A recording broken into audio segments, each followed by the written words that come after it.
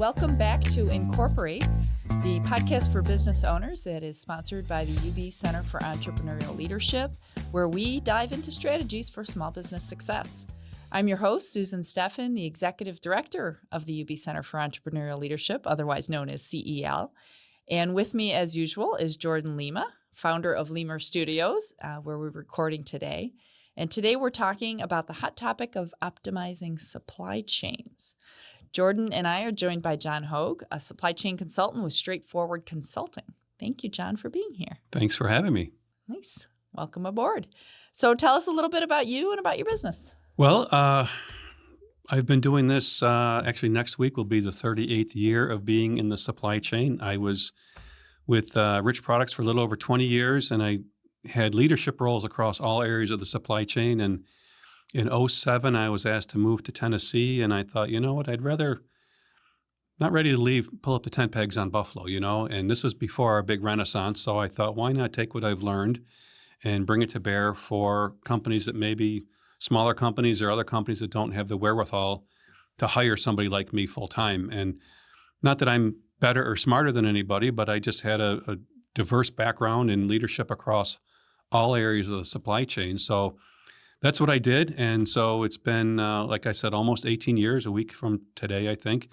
But it's been a blast. Primarily, we're working with manufacturers and distributors. But honestly, we've worked with service industries and we've worked with nonprofits, government agencies.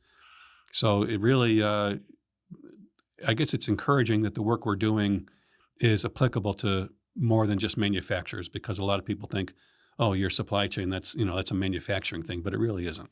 I feel like nobody really talked much about supply chain until COVID hit and people realized how fragile our supply chains were. So that really had to give a bump to the status of your business and what you do, because everyone realized how critical it is. Yeah, well, COVID did put supply chain on the map. And it was almost like the analogy I would use was like we were the offensive lineman in football. And, if you do your job, your number never gets called. If your number gets called, you get called for holding or, a motion penalty or something.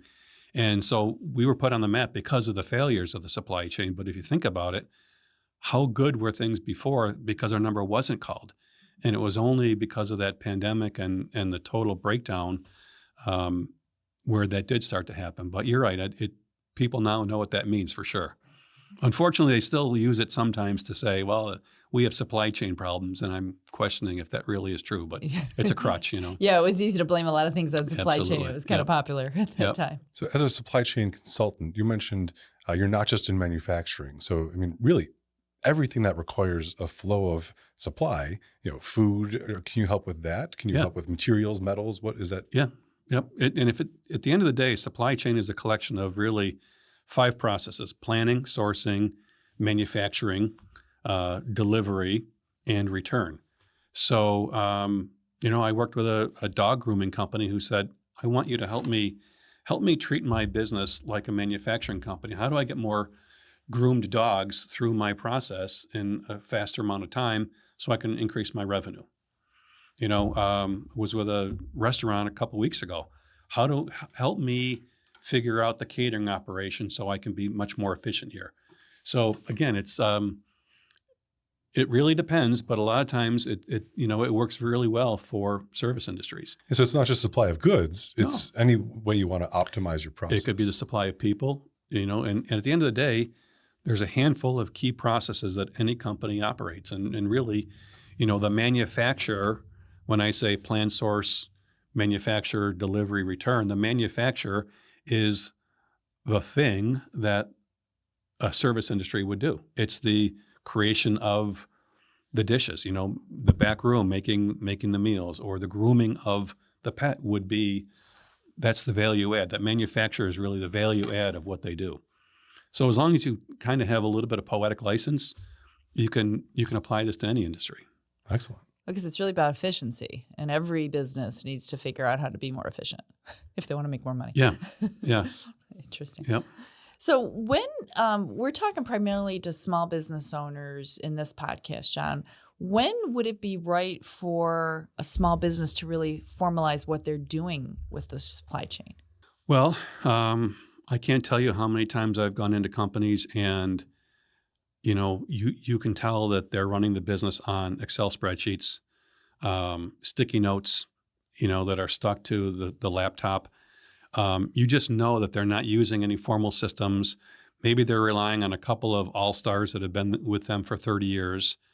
Well, at some point, John and Mary aren't going to be there, whether voluntarily or involuntarily, they're not going to be there. And, when you talk to people, well, what happens when you go on vacation? Well, I just buy twice as much so I can come back in a week. And that's not the right way to go. So when you start to fail your customers, right? Maybe your deliveries are slipping, your lead times are growing, the backlog is growing, and or when Bob or Mary or John are on vacation, all those sort of extra work or reliance on key people, that starts to fail you. And it's because they don't have the processes in place.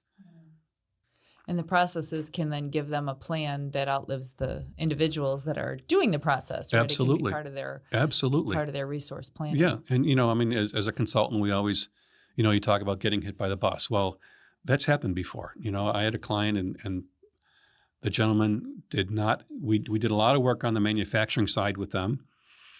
And the owner said, "No, I want you to work in the warehouse." And the warehouse manager said, "I don't really need this stuff. I know where things are, and my right-hand guy knows where things are.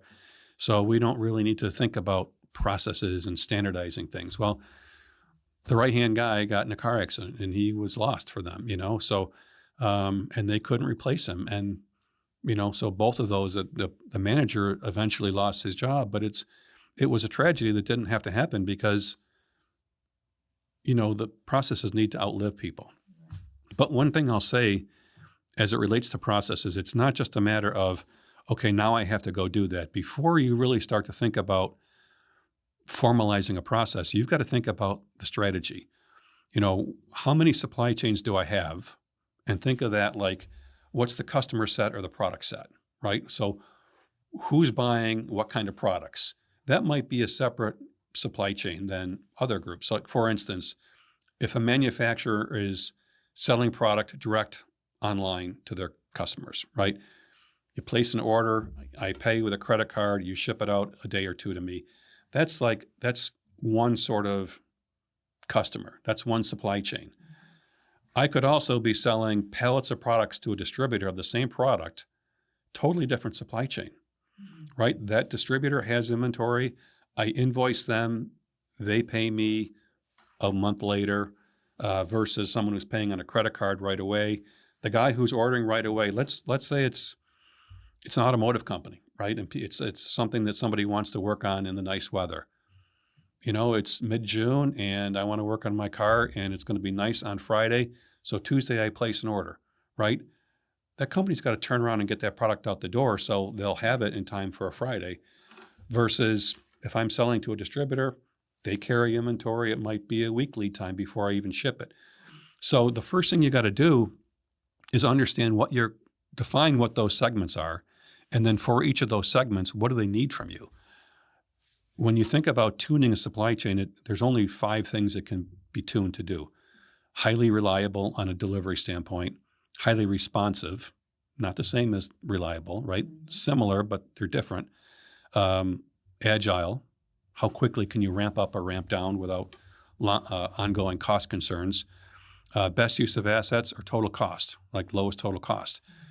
And it's difficult because not everybody wants to make those decisions, but you can't be everything to everybody.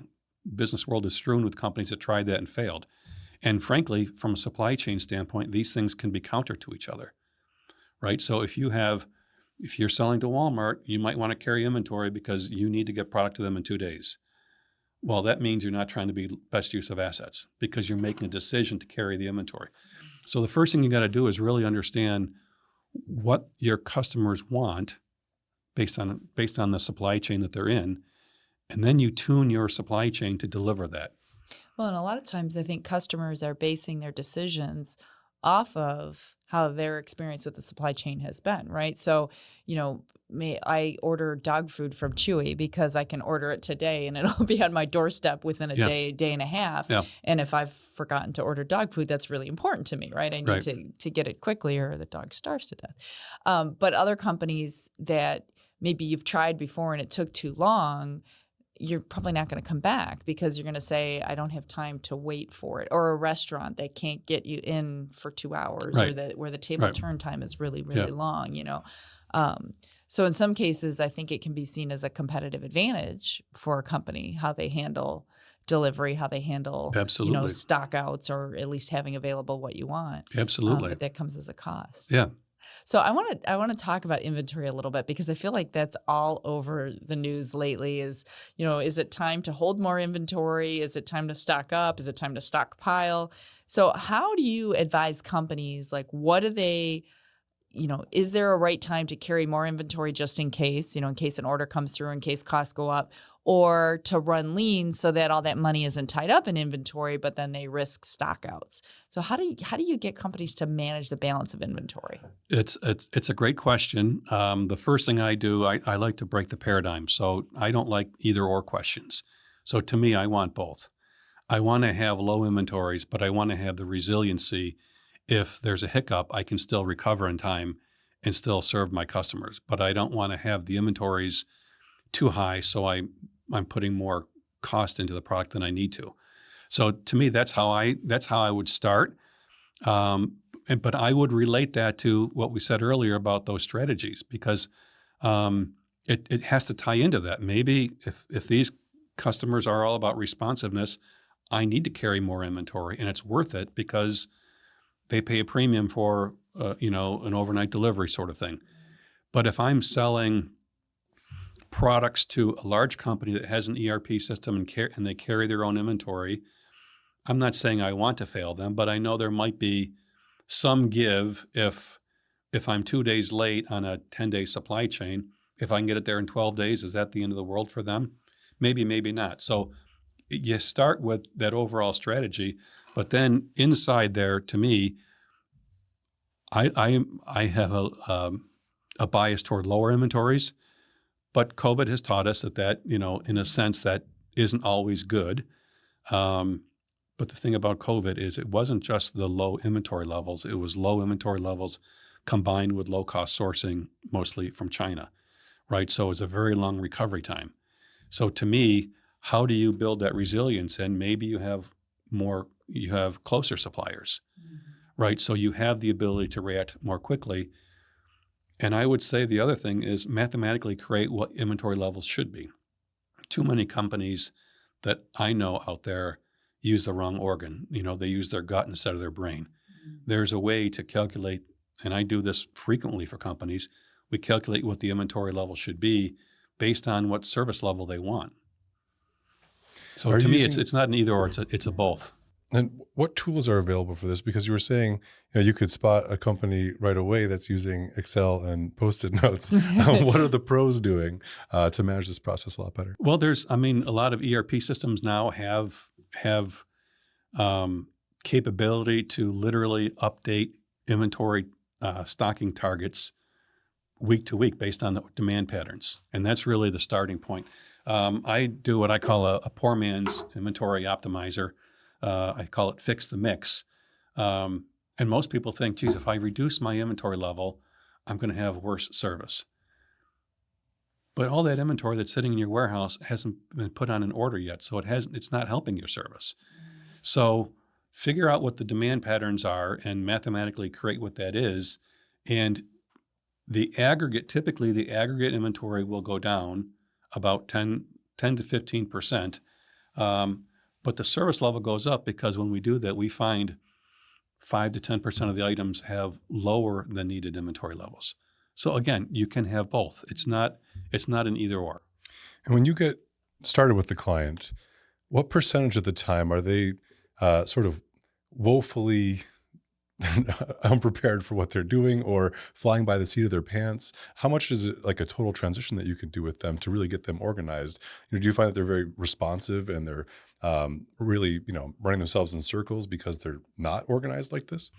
That's a great question. You make me think about my tagline. we fix broken supply chains and we make good supply chains better. So some people have broken supply chains and they or maybe just it's not even formalized yet and they need a total revamping.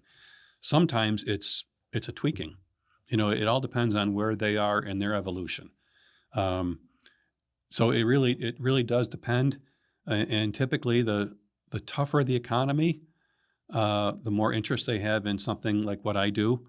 So when I started this in 2008, it was right before the economy tanked. Mm-hmm. And people are thinking, oh, I feel so bad that you're starting off on your own and the economy is doing this. Well, at the end of the day, I sell cost savings.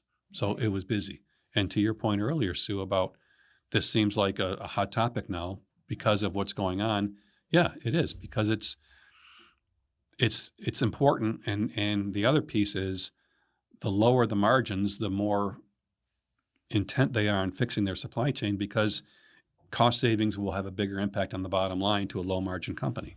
And those could be cost savings that don't require the customer to notice them, right? You didn't have to make the product cheaper or change your terms. That's a huge point. Yes, thank you. Yeah, it could be back end things. It could be negotiating, like we do a lot on the transportation side. Oftentimes they have the same carrier, but we've reduced their freight by 20%. Packaging, it's not really changing the product or the functionality, but all the costs associated with that can be reduced.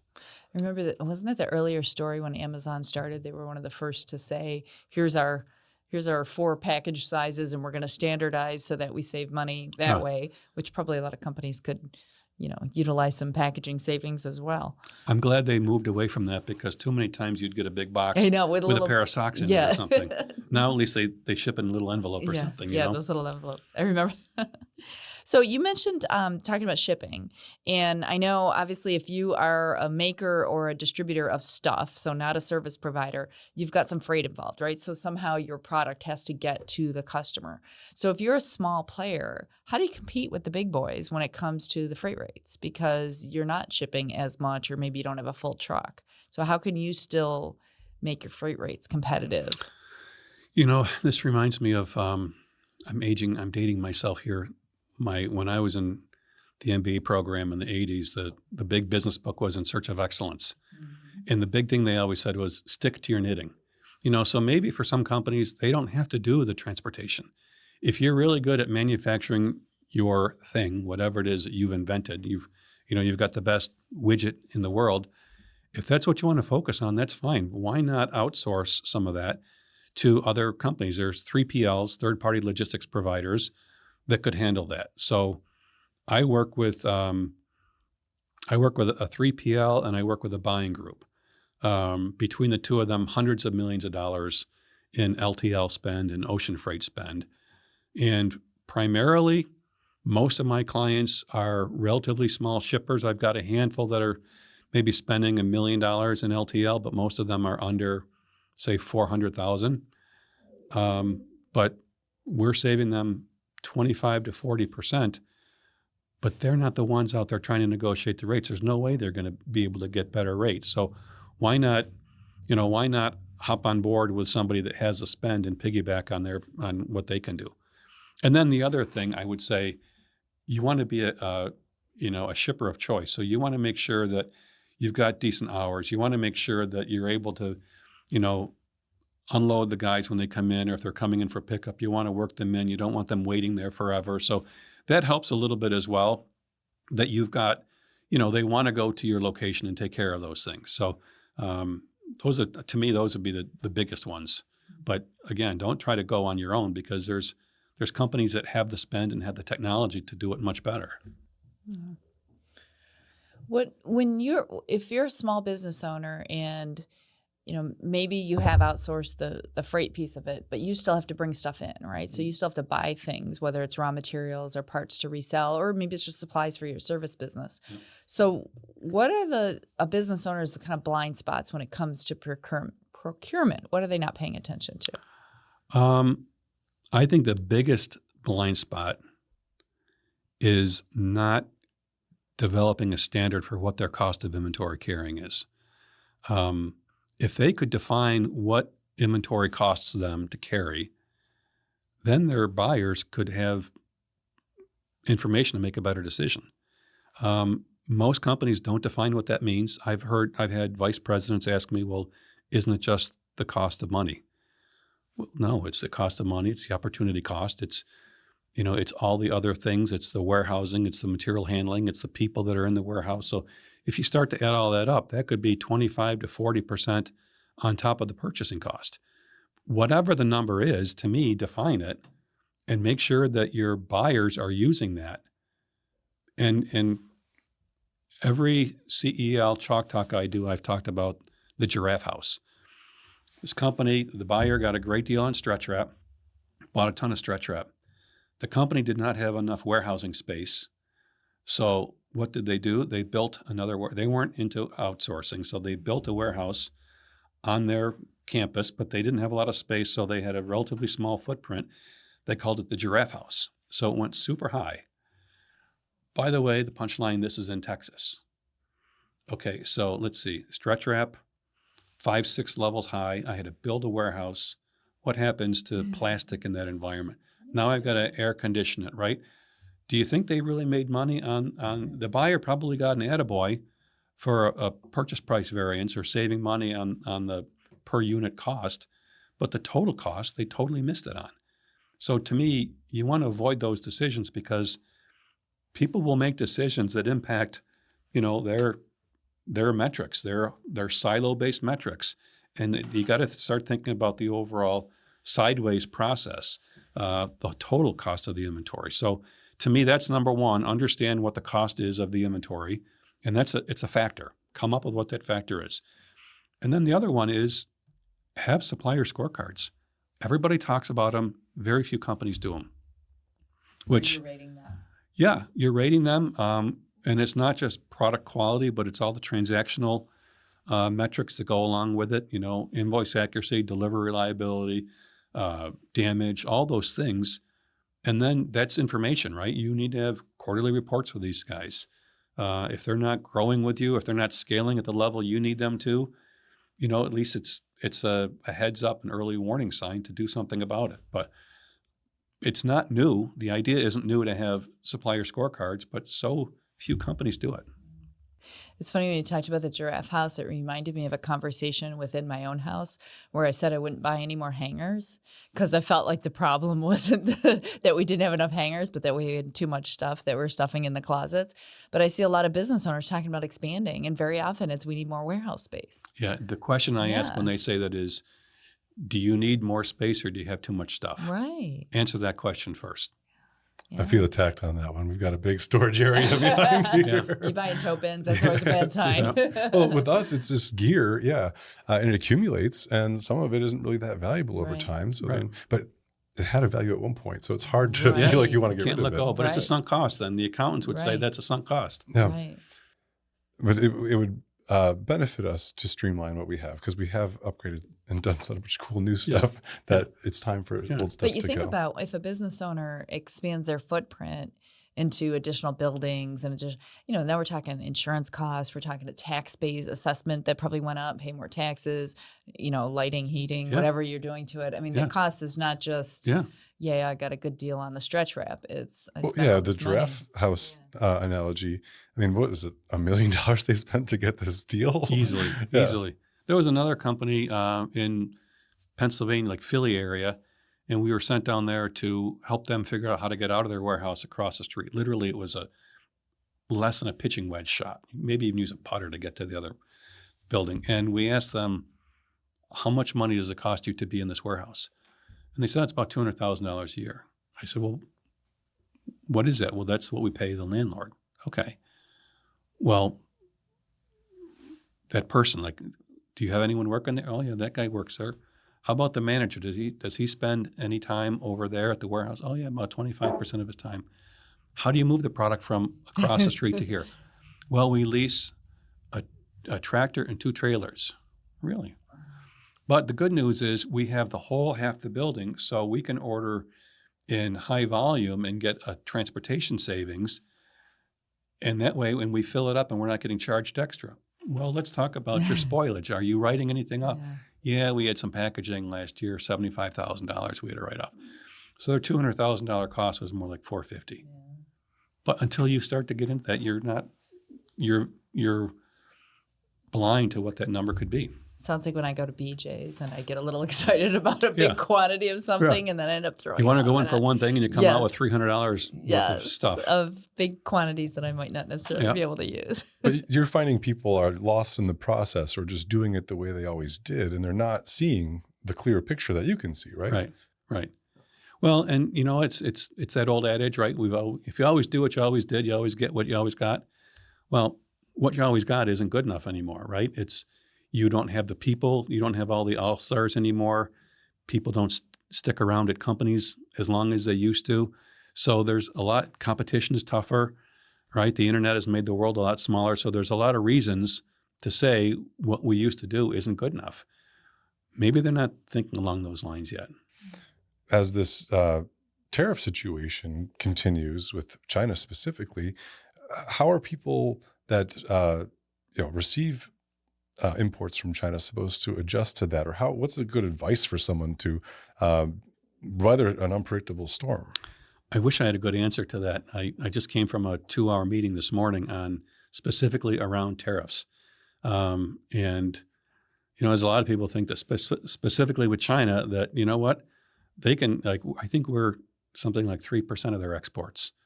So we rely on them more than they rely on us, is a good way of putting it.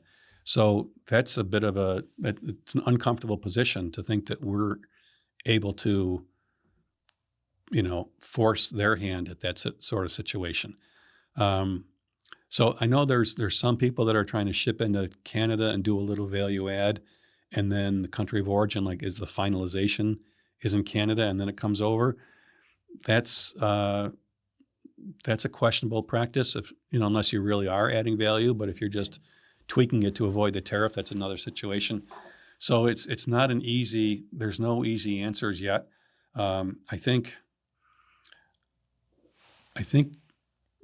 what should have happened there is we should have taken it one country at a time, really understood the leverage, really understood what we mean to each other, and work out a deal, a country at a time, as opposed to, a meat cleaver approach. So yeah, there's no easy answer. And I know the goal is to bring manufacturing back here, but which is great. It's a wonderful goal, but there's something like 500,000 open manufacturing positions right now. Workforce development has been the biggest challenge that any manufacturer has been talking about for the last 10 years. So how do we turn around and ramp up manufacturing that quickly here? Yeah. I don't know. Is companies, as part of the strategy, whether it's China or wherever they might be compromised in terms of getting product in the future, is going with local suppliers the answer? Is that a good long-term strategy to weather whatever the next thing is in addition to this one? Well, that's a great point. I'll say during COVID, Japan did not have nearly the problems that we did because most of their suppliers were relatively local. You came from automotive, Sue, right? You understand the lean idea. So I think, again, I would start by saying, go back to your strategy and how much of it is inventory? Is it about responsiveness, or is it lowest total cost? If your customers are all about lowest total cost and they don't care about the availability, although I think COVID taught us mostly availability trumps cost, but to an extent, if you can get away with that, then maybe you can still have your extended supply chain coming from Asia somewhere. But I'm recommending, if not totally repatriatizing it, if that's the right word, back here in the States, if friendshoring is the other word, can you at least get it into Canada and or Mexico? But have some sort of other way to recover with a local or quasi-local supplier. And I think we were so enamored with the low cost, and we did the sole sourcing, and I think that was a combination that bit us. Low inventories and sole sourcing that's at least 30 days away. In your industry, you mentioned you were at a seminar about this. Is this sort of a hair on fire problem right now where everyone's trying to figure out what to do if something's... You mean the tariff situation? Yeah. Oh, yeah. Yeah, and there's no, it seems to change every day. So it's not a predictable answer. It's just still some muddy waters we're churning through. And we're primarily service here, but our equipment is subject to tariffs and stuff like that. And fortunately, we have what we need right now. But looking at prices of things and seeing them go up pretty high percentages is tough. I couldn't imagine if it was something like a raw material that we were using or semiconductors or anything like that. And just the price of manufacturing on our end would go up. Yeah. I imagine you're seeing that a lot, and that must be pretty tough to balance. The only thing I will say, though, the things that were in the covered under NAFTA or USMCA, those are still covered. Like, so a lot of the products coming across from Canada and Mexico are still covered under that, so they're not getting the extra duty. So it's not, at least for those two countries, it's not as bad as you would think for everybody else. Yeah. John, I want to switch gears for a second and talk to you a little bit about sustainability, because in addition to maybe a push to be able to get the product, there's also a push to have, either a more eco-friendly option or in the manner in which you provide and or sell your product, that you're not being, you're being a little conscious of the environment. So how do companies use that as part of either their strategic advantage or a cost advantage? Like, what does sustainability have to do with an efficient supply chain? Okay, that's great. I think when sustainability first came out, everyone was focused on, changing light bulbs. And like, to me, you got to start, where's the ROI? And when you think about your logistics costs, the biggest driver of logistics cost is transportation. So start there. So does that mean, again, do you use a 3PL so you can consolidate freight and piggyback, and you're not shipping partial truckloads because you're trying to go from, Tennessee to Spokane, Washington on your own, right? So you can consolidate that way. Can you just rethink your routing options? Packaging has been called the final frontier in the supply chain for cost savings.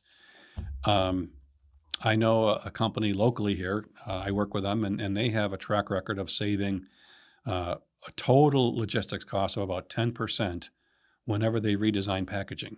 So to me, those are real meaty ROI-driven projects that help you. And this one company, it was a retailer coming over from China. The packaging changes that they made helped them save 400 fewer containers coming across the ocean. So that's real money. It's not changing light bulbs, but it's real money. So it's less corrugate, it's less the packing peanuts and all that sort of thing, all that stuff that you basically throw out, or maybe you reuse, but still it's not really the value add. Get rid of a lot of that stuff. So there's money to be had in sustainability, but to me, focus on where the ROI is, and in the logistics network, it's transportation first. Right. So some of the things that'll help a company be more profitable and more efficient will also help the environment anyhow. Yeah. So they're the right things to do, and they're absolutely. Yeah. It's kind of late in the discussion for this question, but do you understand in a deep way all the trade routes and the trucking and freight and ships? Are you like acutely aware of all this going on? Is that part of your knowledge and skill set? I don't know how acutely aware I am, but I mean, I know, I stay, a lot of my business since CEL, that was one of my big things coming out of the core program, was I've put a much bigger focus on transportation. And that's been a really good transition for my business. So yeah, I have to stay on top of that, but I'm not like the experts at these the people that are at a transportation company per se. Sure. But I know enough to get by. But you know how to navigate them. Yeah. Yeah. Yeah. Yeah. So we're the most dangerous routes in the world and all those kind of exciting things. Well, you know the right people to talk to also, Yeah. whereas I can see people that have been sort of blind to these issues or had their head in the sand, didn't even think to ask, and you know the right people to ask. Yeah.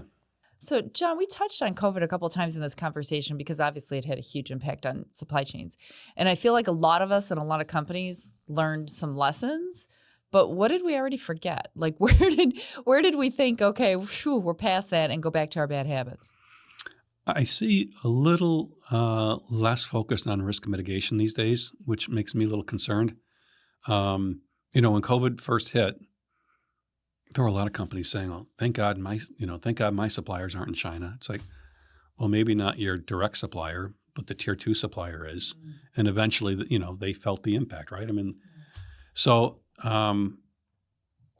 there's been, coming out of COVID, there was a lot of companies doing a lot of risk mitigation, supplier surveys, that sort of thing, just to get their handle on what do we need to do, and now that I have this benchmark data, now what do I do? And to me, it's not just how far away you are, but what's the geopolitical risk of that, and what's the trade routes? Okay, if I'm going through the Panama Canal or the Suez Canal, that's different than it was 5 years ago. So all those sort of things come into play.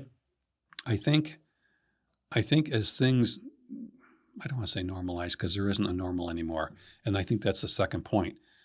But I think we're a little less concerned about the risk. I just don't see it like top of mind anymore. And so that if you're a small business owner, probably when we talk about the supply chain strategy, probably one of the first things is to understand your risks, right? Because you might not even know where your products ultimately are coming from. Right. I mean, I don't, just myself looking around my closet, I was like, oh, I didn't realize where some of the clothes that I typically bought at stores in the mall actually came from until you started paying attention to that. So for a lot of businesses, even if they're not a manufacturer, they're certainly getting supplies or inventory or even paper from somewhere. Yep. And they need to start at least understanding that and putting together a plan of where their risk lies, and then what they can do about it. Yeah, and what does that mean? Maybe that means you're diversifying your supplier. And one of you guys asked a question earlier. So what about the local suppliers? So where are those risks, and how do you mitigate those? Yeah. So yeah, that's the other point I said about the normal, right? And the big term coming out of COVID was the new normal, right? This is our new normal. But if you think about it, there's been a tremendous amount of changes in the supply chain since then. You think about strikes at the East Coast ports, strikes in the West Coast ports, issues with the Suez Canal, issue with the Panama Canal, a ship hitting the bridge in Baltimore, which impacted the automotive industry. I mean, you name it, like the hits just keep coming. So if anything, we have to learn to be resilient. So do I need 2 suppliers? Do I need 3 suppliers? Do I need alternate?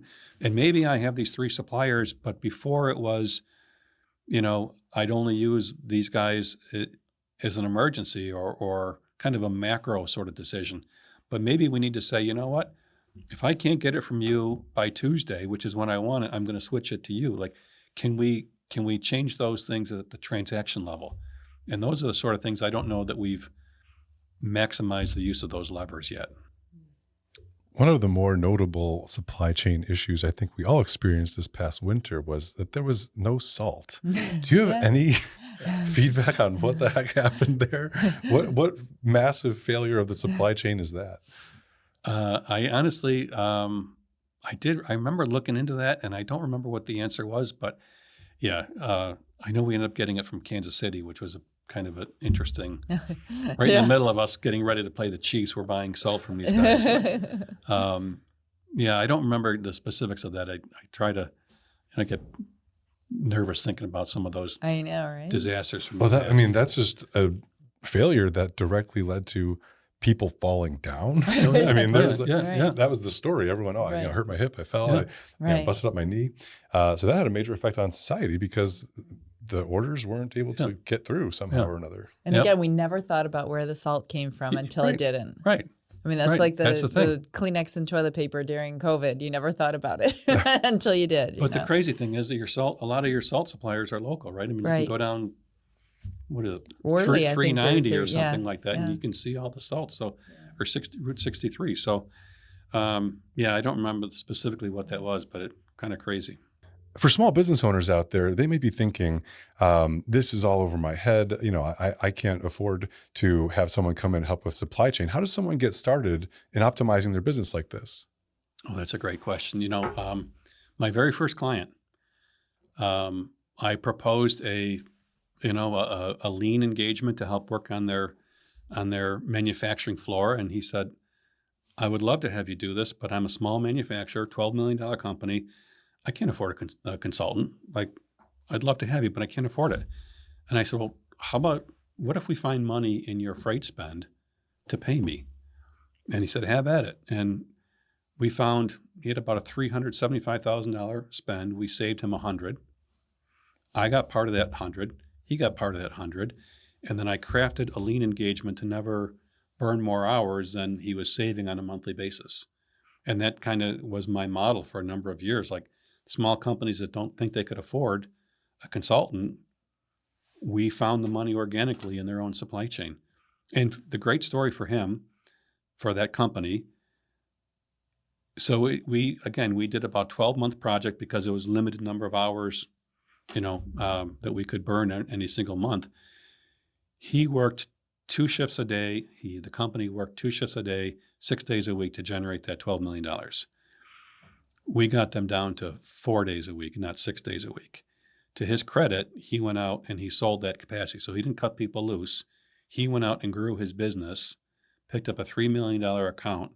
So he went from 12 to 15 with the seed money from his transportation spend. The punchline is that was in 2008, 2009, in the depths of that recession. Wow. So, and they're well over 20 now. So you're finding such gains in efficiency that it's able to pay for your services. Totally. Plus, and help people grow. Yeah. That was always the plan. And then more recently, it said, well, why? One of the things coming out of CEL is maybe I shouldn't just limit this to companies that need the savings to pay for consulting. Maybe there's just companies out there that I should help them on their transportation spend that might not need consulting help. But who doesn't want to have equal or better service at a lower cost? Yeah. So, John, you mentioned CEL and things that I guess the CEL core clinic changed in your business. Tell us a little bit about what the impact CEL had on your business. Yeah, no, a huge impact. It's a little humbling to say, but I would say probably the most important thing it did, it made me comfortable. And, felt that helped me realize I belonged owning a business and doing that sort of thing. Because I don't know how many years I'd been into it at that point, maybe 6 or something. But so it made me much more comfortable talking with other business owners and leaders. So from that perspective, it was very, very good. And then the other piece was the shift at the time. I think the transportation spend for me was maybe 10% of my revenue. And coming out of CEL, we had to build a strategic plan, and that was to take it up to at least 35%, the transportation piece, because of the way we price that. It's more of a passive income stream. So we took it to 35% in a couple of years, and then in the last few years, it's been over 60. So it's been, it's been a good win that way. And that all came from one of the nights out after a clinic, when one of the reactors asked me, have you figured out how to make the most amount of money in the least amount of time? And it's like, wow, I'm the consultant. I'm supposed to be asking all the smart questions, but that question changed my business. Wow. And probably part of your family life as well. If you absolutely. were able to spend less time on the business, it's more time on the Yeah. things that you enjoy. Yep. The business is growing, and it's a bit of a challenge for me sometimes when people say, well, how's the year going? It's like, well, revenue-wise, it's great, but I'm not super busy because it's so much of it now is passive, and then I'm okay with that. Right? I think most of us would be. I can speak to the power of CEL based on this, because I would never be having this discussion if it wasn't for CEL. Yeah. And you even turned me on to the idea that service organizations have a supply chain. I think, well, we're not moving a bunch of metal or anything. We don't have a supply chain problem, but we do. Yeah. We've got people, we've got hours, we've got service to provide. Yeah. And I'm going to think about things differently based on this conversation. Thank you. And even just think about a restaurant, right? I mean, do they handle their delivery customers, the DoorDash companies or customers, differently than they would handle somebody coming in to sit down? And I would say yes. So it's a different sort of expectations, and maybe that's 2 different supply chains. So that's just a thought for people out there that think this stuff doesn't relate to me because I'm not a manufacturer. But you can see it. You just go to a Subway and watch what happens when the lettuce is low. How do they just replace it with another tin of lettuce, or do they go get a bag and open it up and pour it in? Like again, if you have eyes for that stuff, you start to see how they manage those little things. So, John, thank you so much for spending this you're time welcome. chatting You're with welcome. us about supply chain, because I think it's one of those things that companies maybe don't spend enough time thinking about and understanding, number one, how it can be part of their competitive advantage or conversely part of their competitive disadvantage if they're not paying attention to it. So you gave us a lot of food for thought about that. I think business owners, maybe whether they need someone like you to come in and help them, or whether they need to just put some time aside in their days to start thinking supply chains and working with their partners, suppliers, grading their suppliers, as you said, probably a lot they can do short term, and then even more they can do long term to make supply chains, be a competitive force for them. So totally appreciate that. So if you've liked what you've heard today, please share this podcast with your fellow business owners and your friends, and make sure you come back for further episodes of the Incorporate podcast. Thanks for being with us today.